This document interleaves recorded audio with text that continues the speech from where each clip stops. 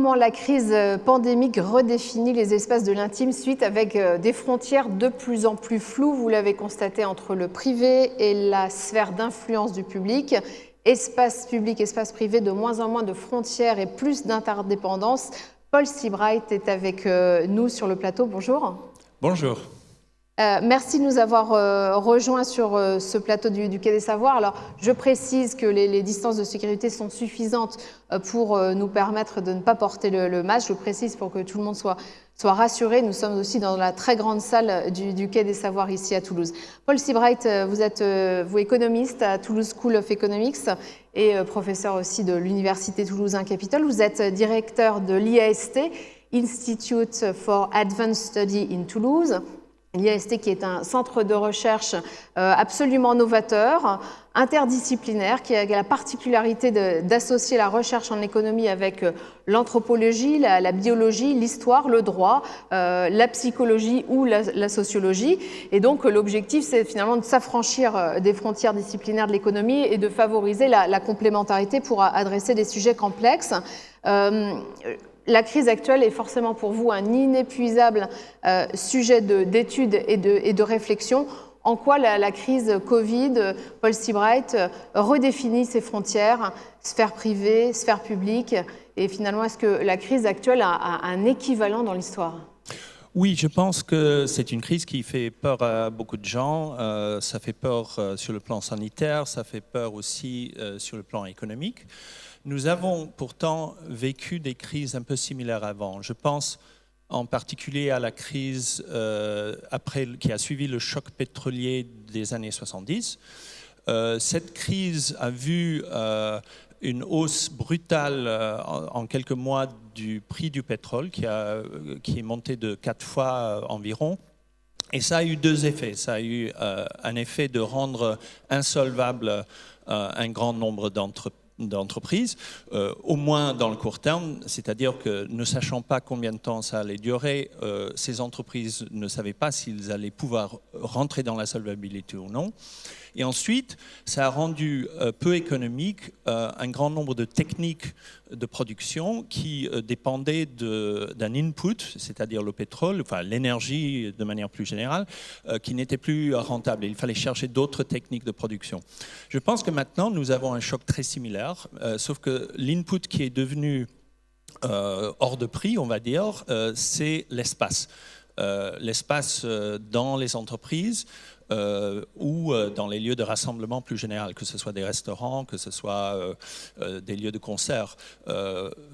Auparavant, on pouvait remplir une salle de concert avec des gens qui étaient très très proches les uns des autres. Maintenant, il faut plus les espacer et ça veut dire que le prix de l'espace a monté. Et on a la même incertitude. On ne sait pas si cette crise va durer très longtemps ou si nous on peut revenir à la normalité relativement rapidement. Personnellement, je suis un peu sceptique parce que je pense que même si on arrive à se débarrasser de ce Covid, nous aurons d'autres maladies dans l'avenir.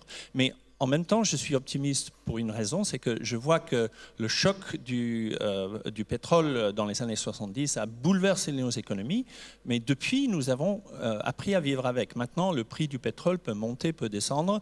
Nous avons des mécanismes de nous assurer contre ces changements et on vit les incertitudes, les aléas du coût de l'énergie avec beaucoup plus de sérénité. Et j'ose espérer que ce sera la même chose pour les crises sanitaires qui, sachons-le, vont continuer à nous secouer dans l'avenir.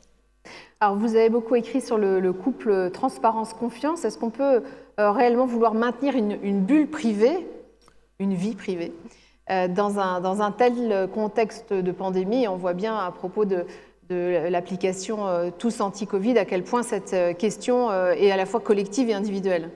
Oui, je pense que le bouleversement des normes, des habitudes, des conditions est très difficile pour tout le monde et on a besoin de chercher des points de confiance. Et là, j'avais écouté mon collègue Jean Tirole tout à l'heure parler d'un certain manque de préparation et on peut voir, par exemple, en faisant le contraste avec certains autres pays comme le Taïwan, qui étaient préparés par leur expérience d'autres pandémies avant, notamment le SARS dans les années 2000, Ils ont mis en place non seulement des technologies, ils avaient certes des technologies de pointe, notamment des technologies numériques, mais ils avaient aussi un degré de préparation de la population, à la fois pour prendre des mesures de sécurité, de distanciation sociale, etc., mais aussi de faire confiance aux autorités publiques que leurs données, par exemple, seraient utilisées à des fins pour un bien-être commun.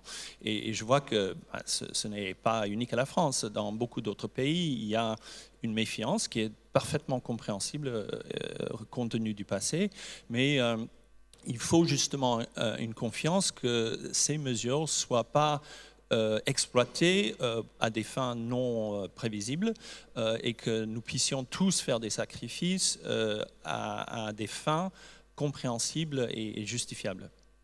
Vous, Paul Seabright, vous êtes un tenant de l'économie comportementale et on voit qu'aujourd'hui on est vraiment dans un moment où les normes changent et elles changent très vite. Est-ce que ça peut-être aussi c'est à noter d'un point de vue historique? Ce qui est nouveau finalement, c'est la vitesse à laquelle on est obligé de s'adapter. Oui, tout à fait. On change très rapidement, mais on peut voir d'autres cas où les normes ont changé. Pour un cas où on change très rapidement par rapport à la conception de qu'est-ce qui est notre espace privé et qu'est-ce qui est notre espace, qu'est-ce qui est l'espace des autres. Je vois que, par exemple, dans les entreprises, pendant très longtemps, c'était quasiment considéré comme un risque professionnel qu'une personne, plus souvent une femme, mais parfois un homme, pourrait subir des harcèlements qui étaient des invasions de leur espace personnel, physique, corporel, privé, par des attentions non souhaitées de la part de leurs collègues.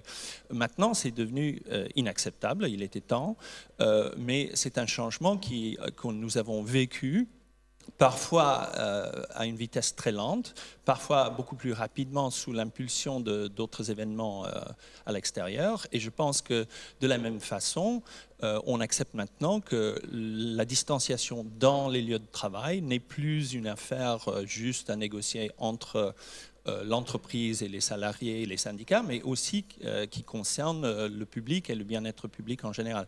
Donc ça, c'est un exemple.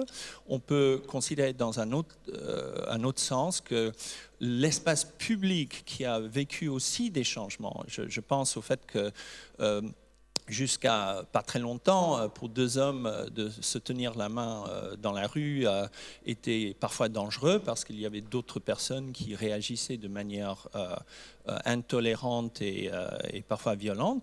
Maintenant, c'est devenu acceptable, je dirais à une vitesse assez étonnante quand on considère la lenteur historique. Mais curieusement, de nouveau, maintenant on a des tabous. C'est devenu tabou pour deux personnes qui ne sont pas du même ménage d'enlever leur masque et s'embrasser dans la rue. Et donc nous sommes, on va dire, dans une époque où nous vivons des changements radicaux, mais on a déjà vécu des changements radicaux, il ne faut pas trop avoir peur. C'est choquant sur le moment, mais quand même, l'être humain est costaud, il est fort, il arrive à subir et à digérer des changements que peut-être il n'aurait jamais attendus. Paul Seabright, économiste, chercheur de TSE, Toulouse School of Economics. Merci Paul Seabright. Merci.